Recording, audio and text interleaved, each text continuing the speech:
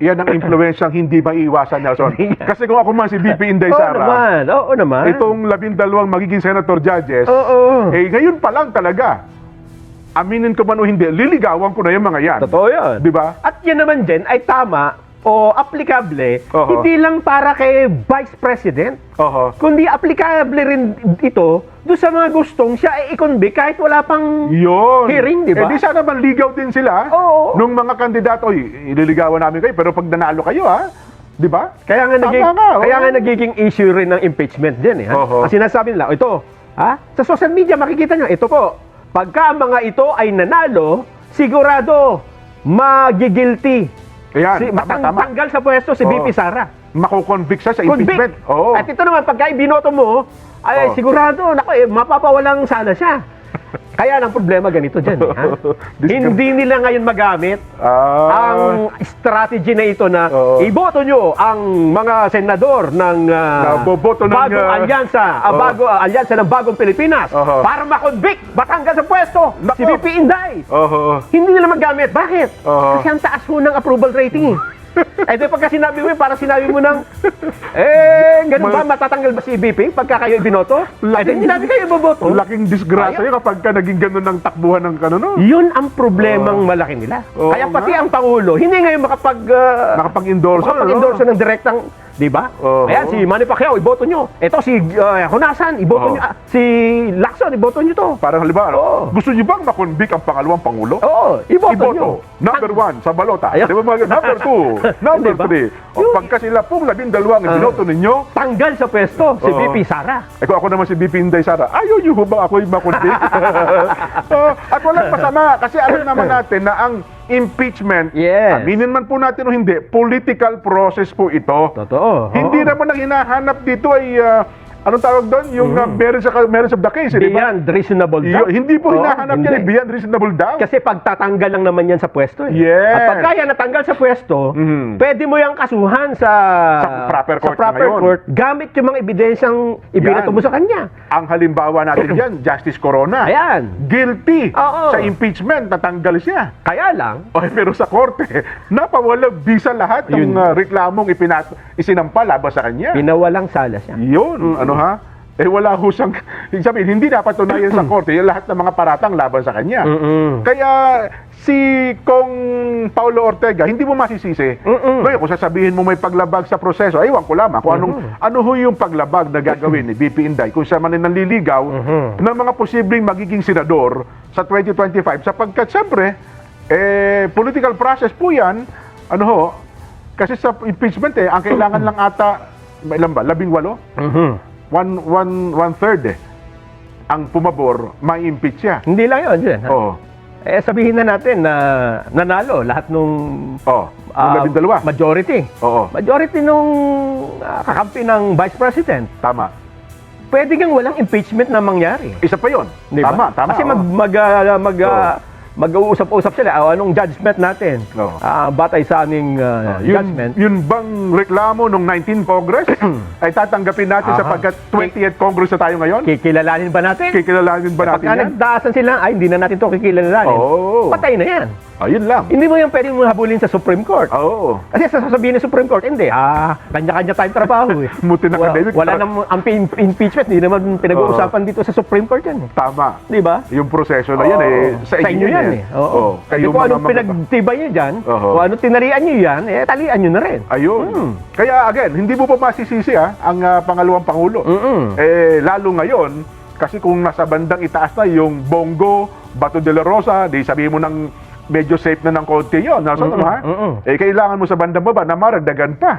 Yung sa 12 natira, hindi ka rin makakasiguro na boboto lahat ng pro-impeachment yun. Pagka nandyan yung makasama nilang... Di ba? Sino dito ang... Kasi ang politika, may tinatawag na survival eh. Yes. At most of the politicians, yun ang priority na survival. Survival Kaya movement. kahit sinong pangulo, andun sila, kasunod, di ba? Lalo pa nga, yung 12 natitira, by 2028, ano yan, potential vice president saka presidente. Yun pa. Diba? Yun pa. At ito din, dahil midterm na, di ba? Halimbawa, natapos na yung May 12 election. Diyan naman natin makikita kung meron pa bang power ang presidente? Ah. Di ba? Pero ako naman, Nelson, ituloy ko na yan. Ang sabi naman ni Auntie Claire, hindi naman hindi naman nagtatrabaho ang Pangulo kung ang magiging batayan lang naman natin ay resulta ng survey eh.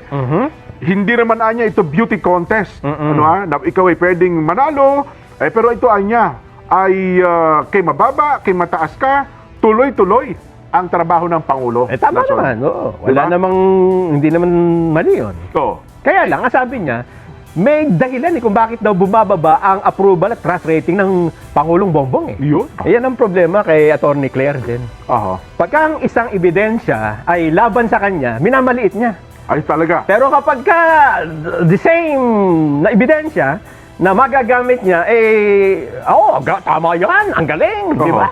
Ano ibig sabihin natin dito? Bakit mo mamaliitin yung 1,200 na respondent? Ayun. Survey nga yan eh.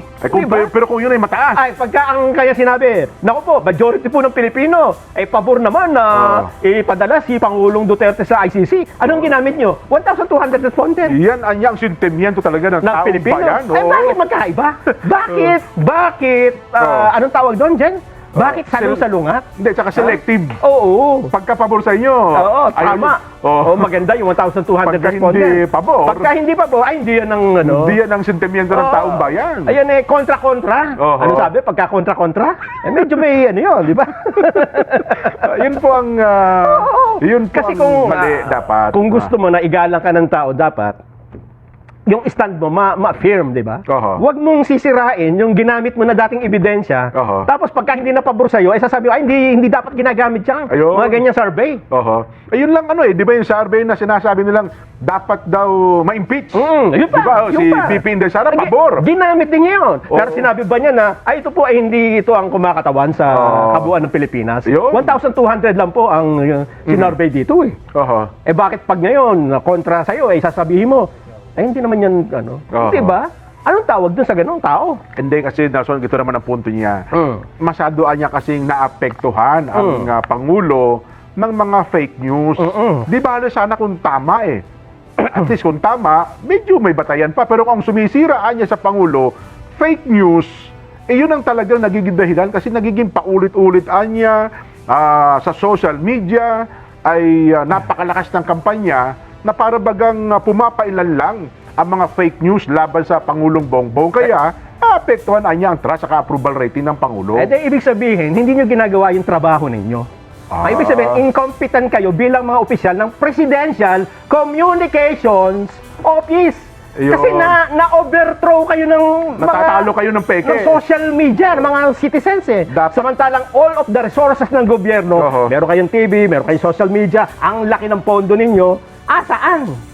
Kung yan ang gagamitin mong batayan dahil natalo kayo ng fake news, ibig sabihin lang yan, kayo ay incompetent. Di ba sabi nga, minsan talaga mahirap. Ang tama ay tama at ang mali ay mali. Ayun sinasabi diba? ko. Sana aminin nyo na lang. Ang problema kasi sa kanila, Jen, ayaw nilang umamin ng pagkatalo di ba? Pilit mong itutuwid ang liko-liko, yung liko, gagawin, ang katwira mo, liko din Paano mo matutuwid dyan? Kaya nga ang nagiging tampulo na lamang nila ngayon ng sisi, ang pagkalat ng fake news, kaya apektado ang approval at ang trust rating ng Pangulo. Ngayon, dapat siguro, gumawa naman kayo kontra fake news. Yung sinasabi natin. Diba? Ang ginawa nyo kasi, puro kayo banat. Yun. Diba? Kung konting kibot ng isa, maupakan mo. Gusto nakikipag-away lagi. Puro away. Anong nangyari sa tao? Ang tao kasi ayaw nung puro away. Diba? Tama. Dapat ipinakita nyo lang. Hindi, wag na ho natin pansin yan. Istorbo yan Tama. Ito po ang ginagawa namin ngayon. Doon tayo sa factual. Ang tao naman, pagka nakita nila, tao nga naman, na-realize, tao naman pala Kaya kung ako ang mag-a-assess niyan, Jen, tatanggalin ko yung attack dog ng Malacanang. Kasi hindi nakatulong.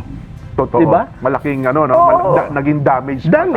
Sa halip na mataas ang tiwala ng taong bayan sa Pangulo, nahila pa niyang pababa, no? Kasi siyempre, magulo na nga ang bansa. Tapos meron ka pang asong ang lakas tumahol. Di ba? Hindi makatulog yung mga kapitbahay dahil, ano ba aso yan? Tahol lang tahol. Yung literal na aso tinutukoy, literal, Ang gagawin mo sa, magagalit ka nga dun sa kapitbahay mo, kahit mabuting tao yon, apektado siya dahil dun sa maingay na aso, di ba? Ayun, So dapat patahimikin mo gawin mong bantay, maging kapakipakinabang. Yung bait. Yan, may ipapahabol lang po ko sa inyo mga kabayan. No? Papakita ko po sa inyo itong picture na to. Ito po yung Corona impeachment trial senators who remain relevant in 2025. Ayan, kung nakikita nyo, natatandaan nyo po yung si Chief Justice Corona. No? Siya po yung na-impeach.